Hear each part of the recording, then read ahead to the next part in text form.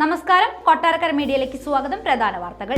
P ജയരാജനെ വെട്ടിക്കൊല്ലാൻ ശ്രമിച്ച case ഒരാളൊഴികെ എല്ലാ പ്രതികളെയും വെറുതെ വിട്ടു. എല്ലാവരും RSS നേതാക്കൾ.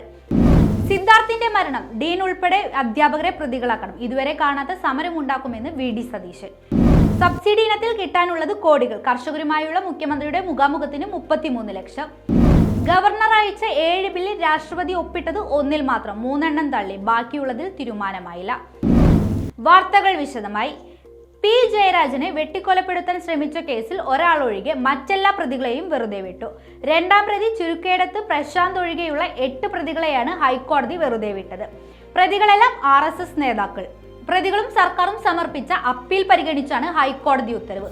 1ാം പ്രതി കടിച്ചേരി അജി, മനോജ് പാര ശശി, എളംതോട്ടത്തിൽ മനോജ്, കുനിൽ സനൂപ്, ജയപ്രകാശൻ, പ്രമോദ്, തൈക്കണ്ടി മോഹൻ എന്നിവരെയാണ് കോടതി വെറുതെ വിട്ടത്. 2ാം പ്രതി പ്രശാന്ത് കുറ്റക്കാരനെന്ന് കോടതി കണ്ടെത്തി. ഇയാൾക്കെതിരെ വിചാരണ കോടതി ചുമത്തിയ ചില കുറ്റങ്ങളിൽ നിന്ന് ഒഴിവാക്കിയിട്ടുണ്ട്.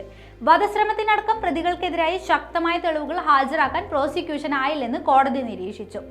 1999 ഓഗസ്റ്റ് 25 തിരുവോണ ദിവസം പി ജയരാജനെതിരെ വീട്ടിൽ കയറി കൊലപ്പെടുത്താൻ ശ്രമിച്ചെന്നാണ് കേസ്. വിചാരണ കോടതി നേരത്തെ 6 പേരെ ശിക്ഷിച്ചിരുന്നു. വയനാട് പൂക്കോട് വെറ്റിനറി കോളേജിലെ വിദ്യാർത്ഥിയായ സിദ്ധാർത്ഥിന്റെ മരണത്തിൽ SFI നേതാക്കളെ പോലീസ് സംരക്ഷിക്കുകയാണെന്ന് പ്രതിപക്ഷ നേതാവ് VD സതീശൻ.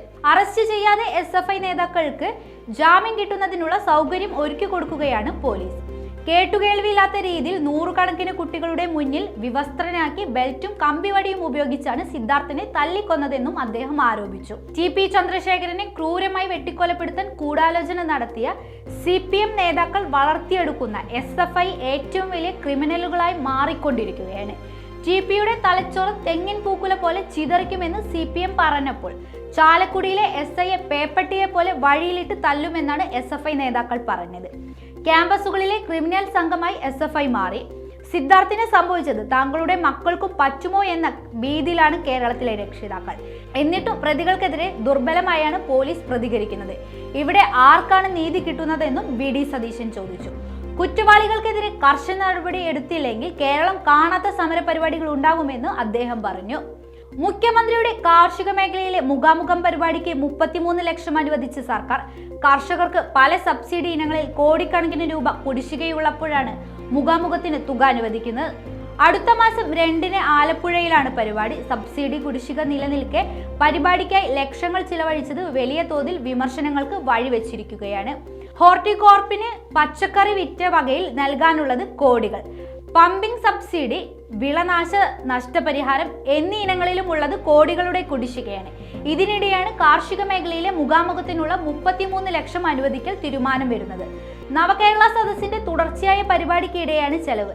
ഇതിൽ 20 ലക്ഷം കൃഷി വകുപ്പിന്റെ പദ്ധതി ചെലവിനായി വകവരുത്തിയ തുകയിൽ നിന്നാണ് നൽകുന്നത്.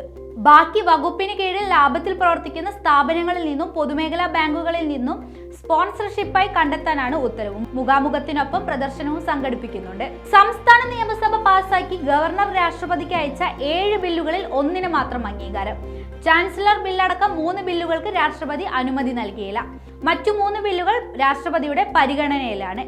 സംസ്ഥാന സർക്കാരിന് വലിയ തിരിച്ചടിയാണ് രാഷ്ട്രപതിയുടെ തീരുമാനം. എന്നാൽ ഗവർണറെ സംബന്ധിച്ച് ഏറെ ആശ്വാസകരവുമാണിത്.